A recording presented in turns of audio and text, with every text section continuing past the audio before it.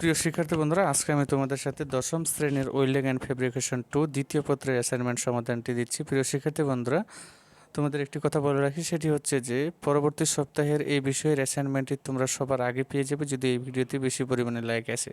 আর যদি ক্লাস 9-এর স্টুডেন্টরা তাদের অ্যাসাইনমেন্টটিতে একই বিষয়ের উপর লাইক বেশি দেয়, অর্থাৎ তোমরা যদি এই বিষয়টির উপর বেশি লাইক দাও, একই বিষয়তে আমার ক্লাস 9-এর আছে তাই না, তারা যদি বেশি লাইক দেয় আমি দেখব যে কোন ভিডিওতে বেশি লাইক এসেছে, সেই ভিডিওটিতে আমি তারপর পরবর্তী যে সপ্তাহে আসতেছে এই সপ্তাহের প্রথমে এই সাবজেক্টটি দেওয়ার চেষ্টা করবো। শিক্ষার্থী বন্ধুরা, অবশ্যই আশা করি তোমরা ভিডিওটিতে লাইক দিবে। আর যদি চ্যানেলে নতুন হও তাহলে অবশ্যই চ্যানেলটি সাবস্ক্রাইব করে রাখবে এবং পাশে থাকা বেল আইকনে ক্লিক করবে যাতে করে যে কোনো ভিডিও ছাড়া সবার আগে পেয়ে যাও। শিক্ষার্থী বন্ধুরা, আমরা অ্যাসাইনমেন্টের প্রশ্নপত্রটি দেখব এবং সেখান থেকে মূলত আমরা দেখে নিব যে বইয়ে কী কী লিখতে বলা হচ্ছে। শিক্ষার্থী বন্ধুরা, তোমরা যেখানে একটু লক্ষ্য করে দেখো তাহলে দেখতে পাবে বলা হচ্ছে যে স্টেনলেস স্টিল ওয়েল্ডিং উপযোগিতার অধিকাংশ বর্ণনা লিখলে। চলো বন্ধুরা, আমরা বই থেকে প্রশ্নটির উত্তর দেখে নিই।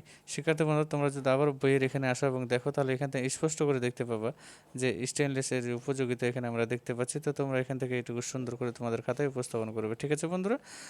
তারপরে আমাদেরকে এই যে তোমরা এখানে দেখতে পেলে যে অংশটুকু, এইটুকু তোমরা সুন্দর করে আবার আমি তোমাদেরকে একটু দেখা দেওয়ার চেষ্টা করতেছি। এই যে অংশগুলো, এগুলো তোমরা সুন্দর করে লিখবে। তারপরে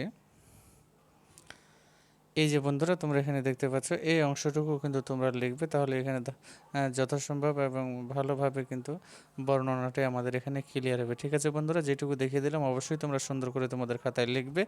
লেখা যদি একটু বেশি হচ্ছে তাহলে অবশ্যই তুমি 4 মার্ক পেয়ে যাবে, যদি একটু কম লেখো সমস্যা নেই 3 মার্ক পেবে, যদি আরও একটু কম লেখো তাও সমস্যা নেই, তুমি 2 মার্ক পাই নিবে, ঠিক আছে বন্ধুরা।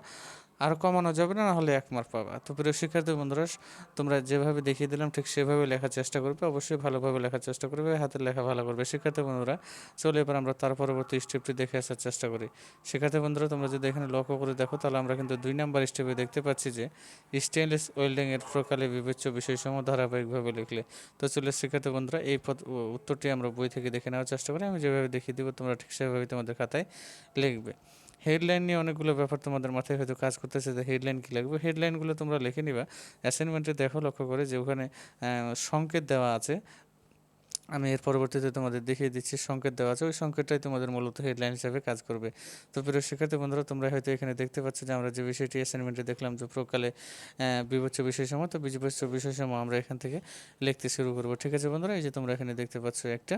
তারপরে আমরা যদি এদিকে লক্ষ্য করে দেখি তাহলে এখানে আমাদের সুন্দর করে এই যে পর্যায়ক্রমিক যেগুলো দেওয়া আছে, এই যে বিবেচ্য বিষয়গুলো আমরা সুন্দর করে আমাদের খাতায়ও লেখার চেষ্টা করব, ঠিক আছে বন্ধুরা। তো এইদিকে এখন তোমরা যদি লক্ষ্য করে দেখো তাহলে এখানে আর একটা বিষয় হচ্ছে, সেটি হলো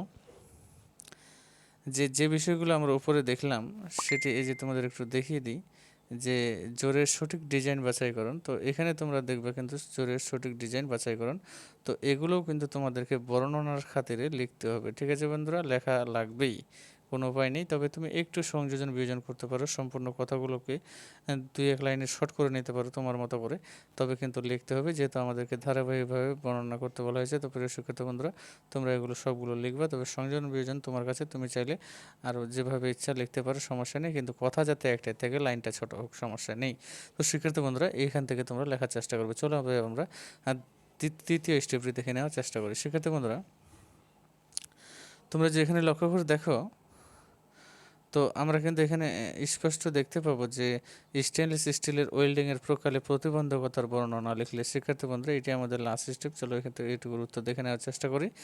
তো শিক্ষার্থী বন্ধুরা, তোমরা যদি আবারও বইয়ের দিকে একটু লক্ষ্য করে দেখো তাহলে প্রতিবন্ধকতা কিন্তু আমরা এখান থেকে দেখতে পাবো। আমরা যদি নিচে একটু স্ক্রল ডাউন করি তাহলে আমরা এখানে দেখতে পাবো যে প্রতিবন্ধকতাগুলো কিন্তু আমাদেরকে লিখতে হবে এবং এই যে বিষয়গুলো দেওয়া আছে সবগুলো কিন্তু আমাদের মাথায় রাখতে হবে, ঠিক আছে বন্ধুরা। এই প্রতিবন্ধকতাগুলো সৃষ্টি করার ক্ষেত্রে যে বিষয়গুলো হচ্ছে তোমাদের আমি একটু ক্লিয়ার করে দেওয়ার চেষ্টা করি। এই যে তোমরা এখানে দেখতে পাচ্ছ স্টেনলেস স্টিল ওয়েল্ডিংয়ের গৃহীতব্য বিশেষ ব্যবস্থার কারণ এখানে মূলত প্রতিবন্ধকতাগুলো আমরা এখান থেকেও কিন্তু লিখতে পারি। তো তোমরা প্রিয় শিক্ষার্থী বন্ধুরা এখান থেকে এগুলো লেখার চেষ্টা করবে, তাহলে কিন্তু আর কোনো সমস্যা থাকবে না, ঠিক আছে। তো সবাই ভালো থাকো, সুস্থ থাকো এবং কোনো বিষয় বুঝতে বাকি থাকলে আমাকে অবশ্যই জানাবে। তো আজকে এখান থেকে খোদা হাফেজ।